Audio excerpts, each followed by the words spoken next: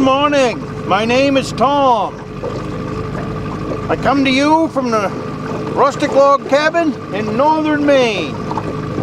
Welcome in my boat today. Today I want to talk about my lifestyle. Living off the land, living off what I catch or hunt or anything like that that I drag home. The reason I want to do that is because I think there's a few of you that's kind of misunderstanding my lifestyle. Let's say we'll put it that way, kindly. We'll call him a troll last week, which I normally don't discuss the trolls. But even though he was a troll, I've thought about the situation, and probably there's are some people either confused or wondering how I can live off my catches, year round. For one thing, this is all that I do. I fish, I hunt. I don't go to the movies, I don't go bowling, I don't go out to eat, I don't go to restaurants.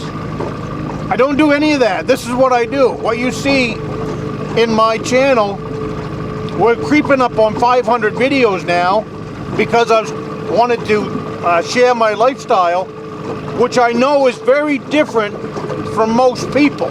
I know it because I know no one like me that can sit in a boat from sun up to sundown, or can sit in a tree stand from sun up to sundown. Now I know there's people out there that can. I'm not saying I'm the only one. I'm saying in my circle of people that I know, they don't. They will come with me and they know that I'm going to fish and hunt hard. I'm not saying they won't come. They do when I invite them. I prefer to fish and hunt alone because then I don't feel guilty that I have someone sitting in the boat for an entire day that really doesn't want to be here for an entire day. So let's just leave it at that and move on to what I'm talking about. But anyways, my lifestyle, it goes by seasons. And I know I've been talking about this for, the troll that chimed in obviously hasn't watched too many of my videos because I'm pretty straightforward and I'm pretty honest about what I'm doing and telling you. I do it. This is it. And I've said this in many videos. If you're going to live off the land, or if food shortages in this country just go completely off the rail here in the next year or so, eating deer meat for the population is not going to work. It won't work in my lifestyle that all I can eat is deer meat, or all I can eat is bear meat. It's just not going to happen because of a lot of reasons. One is the laws. Now, granted, and I'm not going to get into breaking the law and all that, but you're only allowed one deer a year in this state.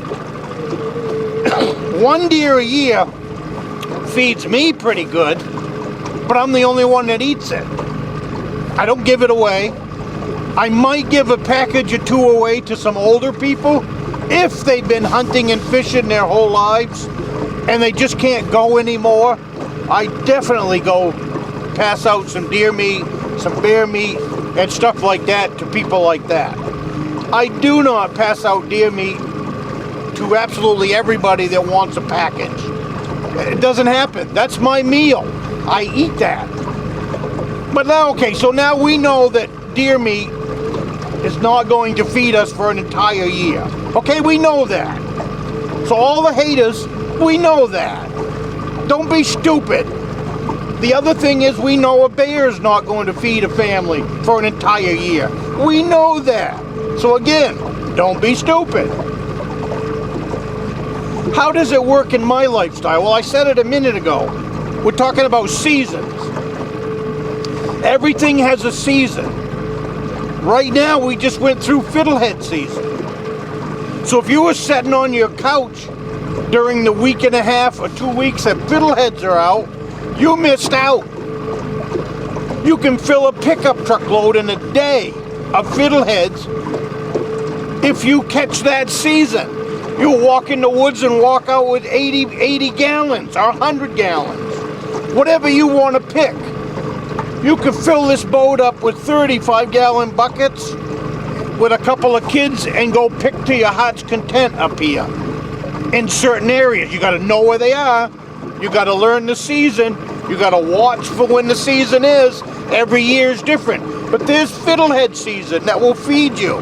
That's a part of your menu. It's not the whole menu because it's only a season. The next season after fiddleheads is dandelion greens. They're everywhere. Again, if you're sitting on your couch and you don't get the tender new ones, you've missed out. So don't sit there on your couch with your troll ideas and say it can't be done.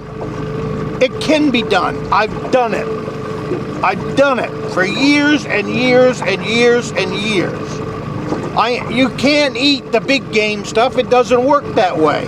You've got to go find the stuff that no one else is fishing for. In this state, you've got to find stuff that has a long season and also no bag limit. And at that point, you take and you fill your freezers. I don't care if it's down to the ocean, fishing for mackerel, or if it's in the lakes and ponds of this state, fishing for white perch. There's bass. I hate bass. The only thing I like about bass is that I eat them. I do not understand the love affair with bass fishing. I'm not going to get into it. But I fish for bass only for one reason only. Fish nuggets for my table. My family went out fishing this winter. It's great with the boys coming out. Because if in my world, you bass fishermen are gonna hate this.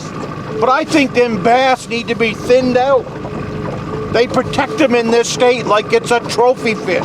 It's a piece of garbage. The only thing good about it is that there's big numbers of them. They're easy to catch. An unskilled fisherman can fill the boat with bass every day. Now that I've said that, I know there's a lot of bass fishermen not going to like it. Do with it what you want.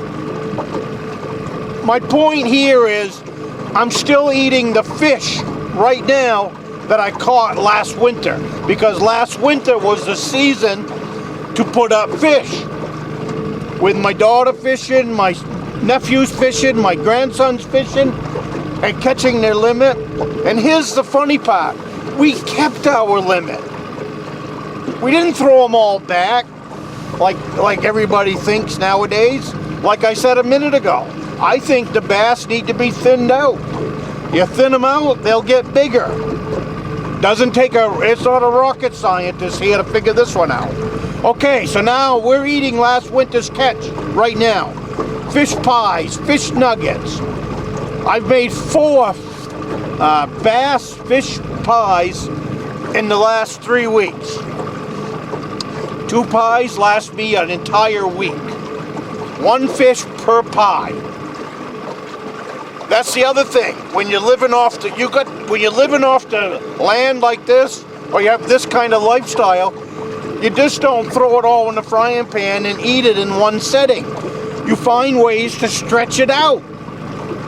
By taking 1 bass and putting it into a pie, instead of eating supper one night on that 1 bass, I eat supper for a week on that 1 bass, because it's in a 9-inch pot pie with baked potatoes, with potatoes, carrots, all kinds of stuff in there, mixed vegetables. So you're stretching that 1 fish out for an entire week. So that's what I mean by these naysayers that say it can't be done. Just because you and your lifestyle haven't figured out how to stretch out a fish to eat it more than one night doesn't mean that it can't be done. So now we get out of the ice fishing into the springtime, which I've been eating last winter's catch the last couple of months. That's what I'm doing. The bass are coming to an end in my freezer because that season is behind us. So now, I want to keep an eye on my pole. So now,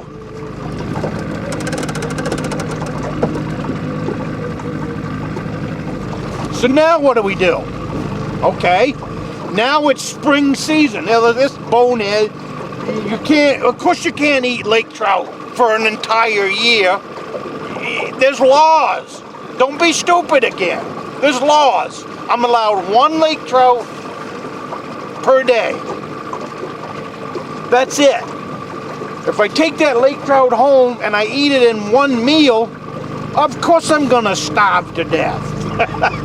You know, let's use some common sense. Of course, you cannot feed a family on one fish. But but you can take that one fish and take a couple of pounds of it. If I catch a 10-pound laker, I can make a fish chowder that will feed a family for 1 or 2 nights. Now, I know that not all of us can do this. I know that. If we all could, this lake would be full of people fishing. It's not. Look around me. I'm the only one out here. I'm the only boat out here. Monday through Friday. I could care less about fishing the weekend. Because on the weekend, that's when the lake does get some boats out here. And they're in my way, to be quite honest with you. They're in my way.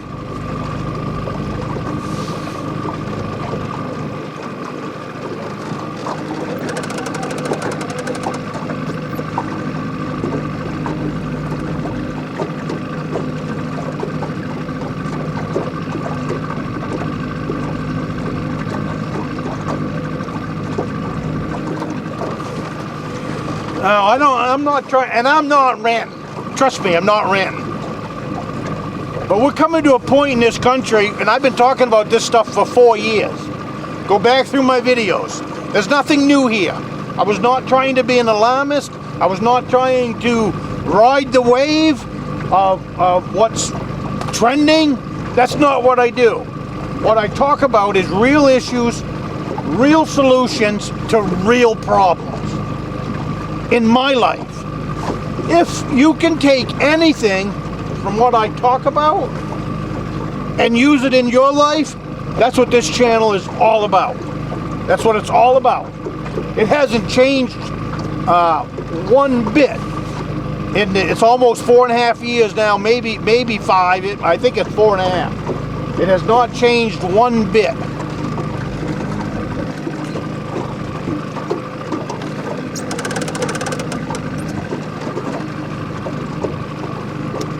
It hasn't changed one bit. The only thing that's changed is the reality of food shortages here in the state, in the United States. That's the only thing that's changed in the 4 or 5 years that I've been doing this channel. Now, I've been preparing my whole life, not for this situation, but because of my lifestyle. Wintertime, I was a carpenter. Sometimes you didn't have work. I'm not going to get into all that right now. My point is that if you don't take any steps to prepare, like the troll that left me a troll comment, all I got to say to that is don't be stupid. Don't be stupid. What irritated me was the fact that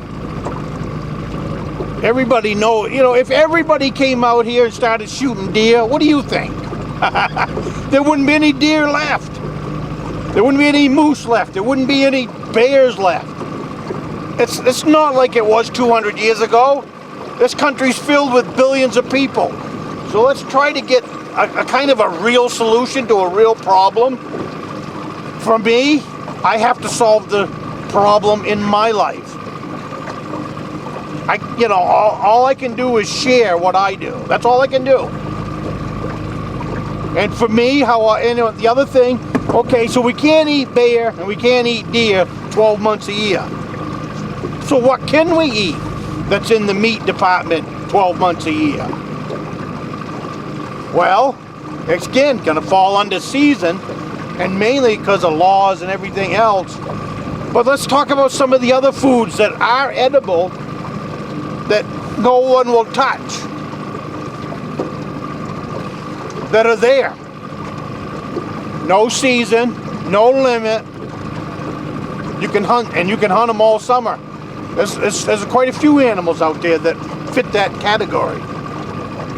One is a red squirrel. No season, no limit on a red squirrel. Groundhogs. No limit, no season on a groundhog. Take a groundhog, put him in a slow cooker. You're going to have yourself some tender meat and all kinds of it. I can guarantee you, you won't eat a whole groundhog because there's so much meat on a groundhog. What's the other end? We got porcupine. No season, no limit. You can eat porcupine 12 months a year. Raccoons. You can eat, that's a trapping season and the hunting season. My point here is if you take all of those animals without the deer, without the bear, because that's like winning the lottery.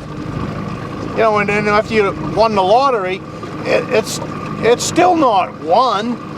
You've got 12 more months. Hunting season is only the month of November. Give or take, you got bow season now and all that. But I know laws are changing here in the state, and I know they're upping the limits and bonuses and everything else on the deer. That's only because fewer people are hunting, and more than that is a lower quality of hunter is what's out there now. So I don't think there's anything else I can cover in this other than if you have this kind of lifestyle, it definitely needs to coincide with the season, because it's not like it was 200 years ago. There are laws, there are rules, there are regulations that have to be dealt with. So what I do is I work within the law. I take only my limit. I do not catch and release. And then, wintertime you got snowshoe hare. I could go on and on and on, story after story after story, through my lifestyle. I used to put 100 snowshoe hares in the rabbit, in the freezer, every single winter. Every winter.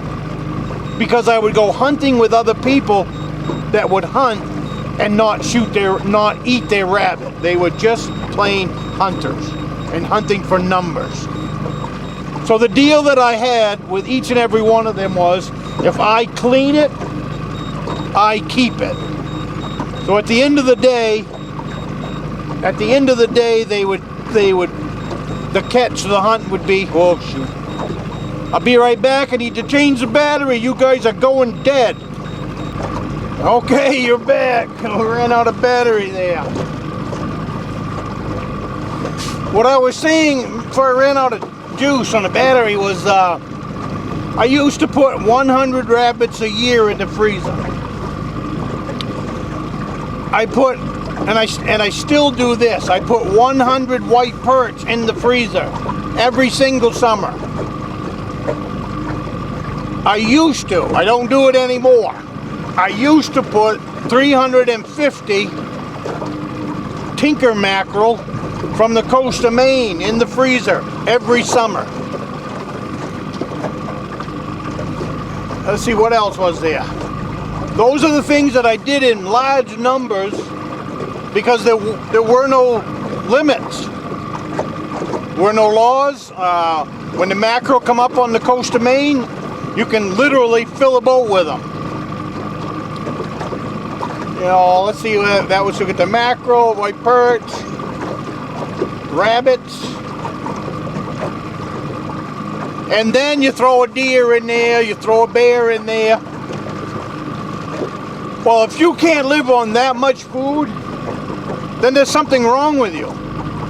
You know, think about it. If you ate mackerel every single day with 350, that's one mackerel per day. That's a whole year's worth of food just in the mackerel. So we take 350 mackerel, we divide it by two fish a night, and you still got 6 months worth of eating. You know, if you're starving, you'll eat anything. Same thing with the white perch. So if you start looking at your catches as the amount of meals, especially in my case, it's only me and my wife. She doesn't eat everything that I drag home, and I don't expect her to. But I can. You know, when you're only feeding one person, you can make anything last. I enjoy cooking. To me, it's a part of the hunt. It's a part of the fish. And here's the other thing. Am I successful every time I go out? No, I'm not successful every time I go out. But I am successful more times than not. Because I'm an opportunist. You know, right now, well, and I fish the seasons, you know, like we talked about. You got lake trout fishing right now. You got salmon right now. In the state of Maine, between ice out and the second week of June, that is the very best time of the whole entire season to fish for salmon and lakers. You can't miss it. You got to get out during it. The other thing that I've added last year was eel fishing. That's what I mean by being an opportunist. Building these traps. No limit. There's plenty of laws, but there's no limit on the amount of eels that I could take, and there's no limit on the amount of traps that I could use. It doesn't mean that there's not any laws. There are laws. In order to be able to take these eel, I needed to get a commercial fishing license from the state of Maine. I have the commercial fishing license now. You know, nothing's free. Well, neither is going to be these eels. But it's another option for me to put food on my table. Today, this is my stack today. I don't know if you can see what's in there. There's a piece of a lake trout in there. All canned up. I'll pop the top on this. I got some crackers, and I'm going to have lake trout and crackers for lunch. In my world, it doesn't get any better than that. It's the same way with the eel. I'll can the eel up, and when I go out in the boat fishing or I'm out hunting or whatever, this is very easy to take along for lunch. And very filling. That's a pound of fish. That's a pound of fish. Now I'll tell you what I haven't done in the last 12 months. What I haven't done in the last 12 months is bought a loaf of bread. Not one slice. The other thing I haven't done is bought a drop of milk. I won't pay the price. I don't buy soda. I don't buy chips. I don't do that stuff. What do I buy? I buy ingredients. The milk, I do have milk on hand, but it's not a gallon of milk from the grocery store. I will not pay the price. I will not pay the price for a loaf of bread that they're charging. I'll find a different way. I make my bread. The milk that I use is for breakfast. I use it for my cooking, my baking, is powdered milk. I keep a gallon jug of powdered milk in absolutely every camp that I am running right now. That is Beaver Creek, and that is the Rustic log cabin. My main cabin is the Rustic log cabin, and then we built Beaver Creek last year. Beaver Creek is a grocery store. That's why I put it together. It's 15 acres of property, 1 mile back in the woods, all wetlands. Rabbits, turkeys, deer, bear, moose, lots and lots of raccoons. I'm sure, I haven't got any yet, but I'm sure there's a lot of porcupine. That is nothing more than a grocery store. And then I have the stream itself. Pike, perch, every kind of panfish you can imagine is in that stream. My live bait is in that stream. That's how I keep my costs down. I think this video has gotten long enough. I'll see you next week. I'm going to switch out my poles now and put on the downrigger stuff for lake trout fishing. I have arrived at the lake trout hole, so let's see what happens. Well, you guys have a great day. I'm still fishing, and I will see you next week in the next video.